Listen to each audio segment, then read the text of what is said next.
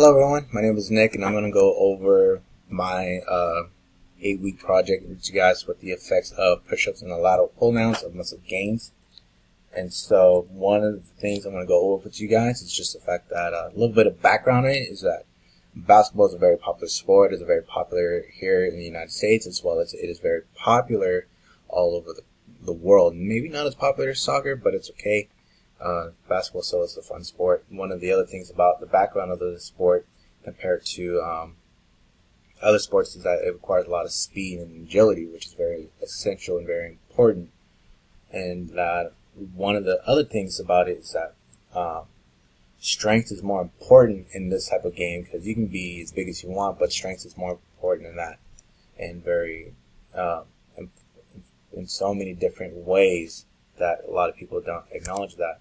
And so the problem to it, walking into it, or my intro for it, is that the minimal mass gain, or minimal muscle mass gain. Sorry, it's been a long day for me. So why is this an important issue? Because unlike other sports such as football or other requires mass and size, basketball doesn't really require that for it. It would rather have to be lean and agile, or very dense muscle mass versus body mass.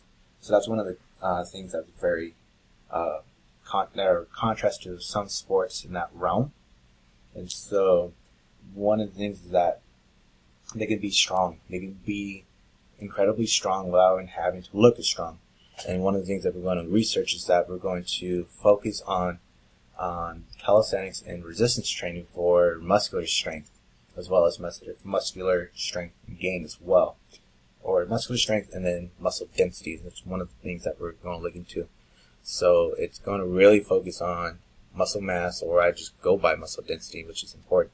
So one of the problems with this, with the research, is that we're doing 12 weeks of calisthenics versus 12 weeks of resistance training of muscular mass gain. And so what the theory or the hypothesis is that if there is a lack of difference between the calisthenics training and resistance training when it comes to muscular strength gain, then resistance training will result in greater muscular mass gain, because calisthenics do to the targeting specific muscle groups in training. So the thought is that if I can work certain muscle groups in body weight versus resistance training, such as push-ups versus chest press on a weight station,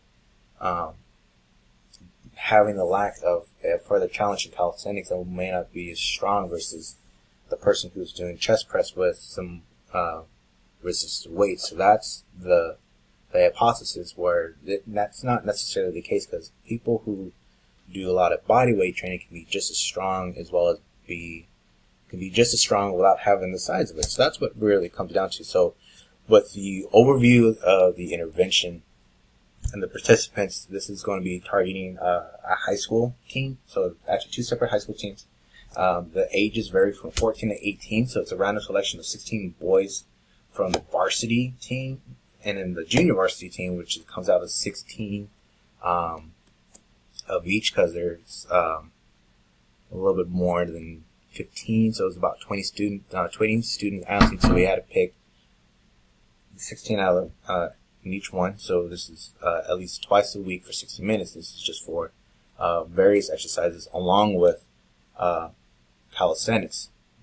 And so one of the procedures is it's a 12-week training program, but with the split of 8 junior varsity players and varsity players versus the other 8 junior varsity and 8 varsity players, and the boys in the lateral pull downs.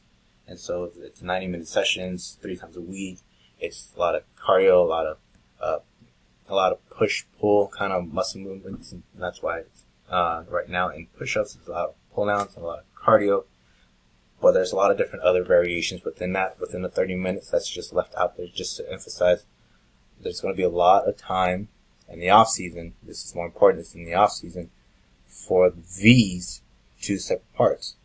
So the instruments that we're going to use is a skin fold caliper, the measuring tape, and that's just to see the body mass index, as well as the full size and circumference of the body, as well as a biometric electronic scanner, or it's a handheld body fat analyzer, as well as a lateral pull down machine.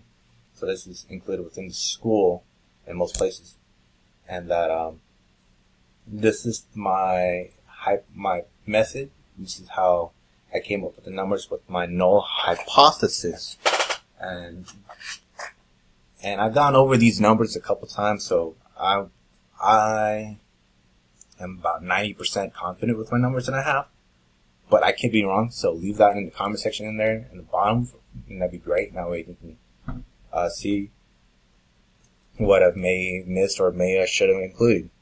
And so my null hypothesis when I did this, because I did this with the t-test, and my t-test came out as greater than 0.05. And that is for both the push-ups as well as the lateral pull-downs, knowing that. And both numbers, you actually do see a difference, a significant difference between the two. So both tails and tests show that the difference was not very significant, off by only by a few numbers. So it's not by much.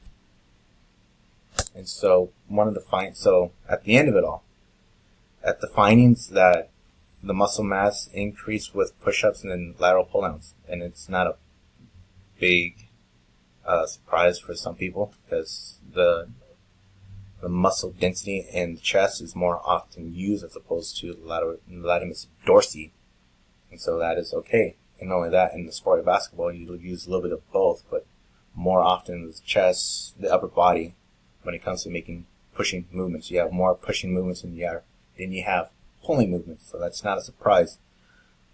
So this doesn't support my hypothesis, so with my null hypothesis being rejected.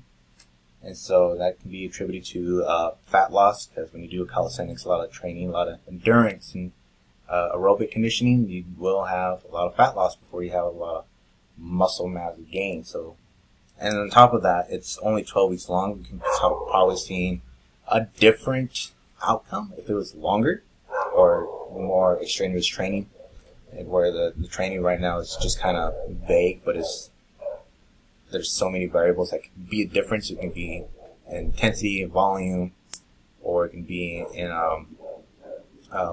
resting periods. There's so many different variables that can change that. And so the focus muscles between the two, because the chest press or the push-ups and the lateral pull-downs, or for some places it'd be the chin-ups or pull-ups. The chest press, or the push-ups, the push-ups targets the pectoral majors, a little bit of the pectoral minors, and then on top of that it will work on the triceps, because they're all pushing movements. They're all muscles that help make that push a lot easier. And then for the latissimus dorsi, it didn't grow as much in the surrounding areas because it targeted only one singular muscle group, the latissimus dorsi, but not so much of the rhomboids or teres major minors. And they're small muscle groups. They're important to make that pulling movement, but they're synergist muscle groups as opposed to protagonist or agonist muscle groups when it comes to the pulling movement. And so in my future research, it's going to be longer than 12 weeks. It has to be longer than 12 weeks. It could be 6 months. For some students, they practice all season long, all in the before and after season. So that can be a variable as well. And in the age group, an older age group, so that way you can actually see increase or decrease or the difference between the two, because these are young kids. Some of them are still growing. And so that's always a indicator knowing that we should target the older groups, and then incorporate different types of calisthenics and resistance training. So, with that, in conclusion with all of this, calisthenics training has greater effects on the muscle than resistance training, at the least among high schoolers at the age. And so that's where all of my research came into, with my null hypothesis being rejected, knowing that. And for me, I was hopeful that calisthenics has a greater output or greater effect, which is great on my side. But just to know that I was proven wrong when it comes to resistance training, it's not a surprise. But thank you guys for allowing me to do my presentation with you guys. I am sorry about it being kind of rough and messy, but nonetheless, thank you guys so much, and you guys have a wonderful night.